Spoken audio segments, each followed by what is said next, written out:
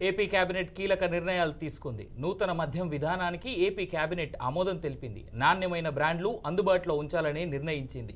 సగటు మద్యం ధర క్వార్టర్కు 100 లోపు ఉండేలా నిర్ణయం తీసుకున్నారు. వరద సాయం ప్యాకేజీకి కూడా మంత్రిమండలి ఆమోదం తెలిపింది. పలు కీలక అంశాలపై చర్చించారు. వాలంటీర్ల పునరుద్ధరణపై మరింత సమాచారం తీసుకోవాలని ముఖ్యమంత్రి చంద్రబాబు సూచించారు. గత ప్రభుత్వం సాక్షి పత్రిక కొనుగోలులో చేసిన అవకతవకలపైన కేబినెట్లో చర్చ జరిగింది. ఏ నిబంధనల ప్రకారం సాక్షి పత్రిక కొనుగోళ్లకు నిధులు కేటాయించారనే దానిపైన ఎంక్వైరీ వేయాలని పలువురు మంత్రులు కోరారు. రైట్, ఇదే అంశానికి సంబంధించి మా విజయవాడ ప్రతినిధి శ్రీనివాస్ లైవ్ లో మరిన్ని డీటెయిల్స్ అందిస్తారు. శ్రీనివాస్, చెప్పండి, సాక్షి పేపర్ కి సంబంధించినటువంటి ఈ డీటెయిల్స్ ని.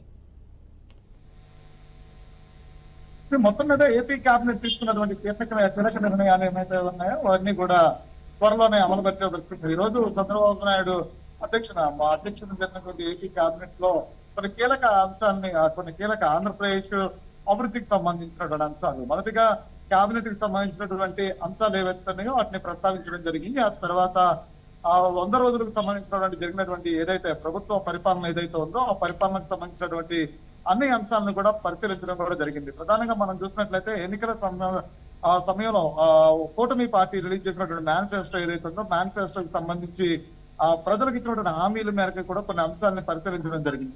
అంతేకాకుండా అనుకోని రీతికి వచ్చినటువంటి వరదలకు సంబంధించినటువంటి అందించేటువంటి సాయం, దాని విధంగా విపత్తు తర్వాత కేంద్ర ప్రభుత్వం నుంచి రావాల్సిన సహాయ సహకారాలు ఇవన్నిటి మీద కూడా సమీక్ష నిర్వహించారు. ప్రధానంగా మనం చూసినట్లయితే కనుక నూతన మద్యం పాలసీ విధానం, గత ప్రభుత్వంలో నూతన మద్యం పాలసీ పూర్తి స్థాయిలో తప్పువారీగా మద్య నిషేధం అంటూ కూడా అప్పుడు ప్రభుత్వం ప్రజలకు హామీ ఇచ్చిన పరిస్థితుల్లో నెరవేర్చలేక మద్యంలో కూడా నాణ్యమైనటువంటి మద్యాన్ని లేక కల్తీ మద్యం ఇచ్చి ప్రజల ప్రాణాలతో ఆటలాడుకుందనే అంశాన్ని గత 5 ఏళ్ల కాలంలో ఇంటమే కాకుండా గత 5 ఏళ్ల కాలంలో ఇంకొక 10 ఏళ్లకు సరిపడే విధంగా కూడా 13,000 కోట్ల రూపాయలు మద్యం మీద అప్పు తీసుకొచ్చారు అనే అంశాన్ని, అంతేకాకుండా బ్రాండ్లు, నాణ్యమైన బ్రాండ్లు విక్రయం లేకుండా నాసి రకం బ్రాండ్లు అమ్ముతూనే వాటికి ప్రజల ప్రాణాలతో ఆటలాడుతూ అవి కూడా అత్యంత ఖరీదైనటువంటి బ్రాండ్లుగా ఆ డిస్ప్లరీస్ అన్ని కూడా నాసి రకం డిస్ప్లరీస్ వాడుతూ అది అత్యంత ఖరీదైన వాడుతుంది. ఆ గవర్నమెంట్ థ్యాంక్ యూ శ్రీనివాస్.